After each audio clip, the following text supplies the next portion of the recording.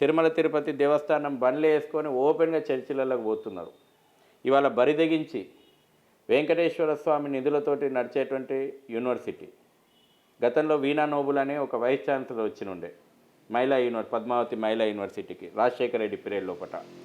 అప్పుడు కూడా ఏకంగా యూనివర్సిటీ లోపల ఒక ఫ్లోర్లో పైన చర్చే ఆమె ఏర్పాటు చేయించింది. వెంకటేశ్వర స్వామి ఫోటోలు తీసేపించి యేసుక్రీస్తు ఫోటోలు పెట్టించింది. ఇది గతంలో జరిగింది. వీణా నోబుల్ అని పద్మావతి మహిళా యూనివర్సిటీ మీకు గుర్తుంటుంది. 7 కొండలను 2 కొండలు చేయాలన్నటువంటి కుట్రలు వెలుగు చూసినాయి. స్వయంగా శ్రీవారి పాదాల వద్దన ఇస్లామిక్ యూనివర్సిటీ షేక్ నౌహీరా మొన్న పోయింది, వాళ్ళ కటకటాల పాలైంది అనుకుంటా. ఒక్కొక్క కొండకు ఒక్కొక్క ఫ్లోర్ లెక్క 7 కొండలు ఆమె ఇస్లామిక్ యూనివర్సిటీ కట్టింది తిరుపతి దేవుని భూముల లోపట. ఇవాళ జగన్మోహన్ రెడ్డి ప్రభుత్వం వచ్చిన తర్వాత కూడా ఇవాళ ఏదో ఒక రకమైనటువంటి రోజు ఒకటి వ్యవహారాలు ఇది తిరుమల ప్రతిష్టను దెబ్బతీసేలాగా ఉన్నాయి.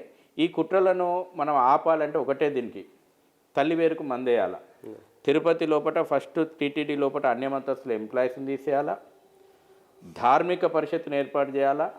టీటీడీ బోర్డు మెంబర్లలో కూడా క్రిస్టియన్స్ వచ్చి, లేకపోతే దేవుని నమ్మనోడు వచ్చి, నాస్తికుడు వచ్చి ఇవాళ చైర్మన్లు లేకపోతే ఇంకోటి అయితే ఏమేం చేస్తారండి? దేవునే నమ్మవు, నువ్వు దేవునే విశ్వసించవు, జీరో దందాల వ్యవహారము. ఇవాళ అసలు తిరుపతిని వీళ్ళందరూ ఏం చేయాలనుకుంటున్నారు? తిరుమల తిరుపతిని అక్కడ వచ్చిన ధర్మారెడ్డి అధికారి అనేక వివాదాల ఆరోపణలు ఉన్నాయి ఆయన మీద. ఏరుకోరి ధర్మారెడ్డిని తీసుకొచ్చి పెట్టుకున్నాడు జగన్మోహన్ రెడ్డి.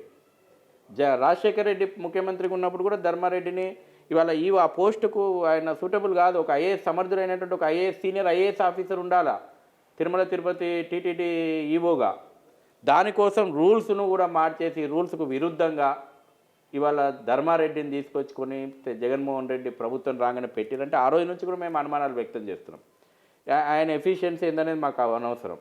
ఆయన ఉన్నప్పుడు అనేక ఆరోపణలకు కేంద్ర బిందువుగా ఇవాళ ధర్మారెడ్డి నిలుస్తున్నాడు.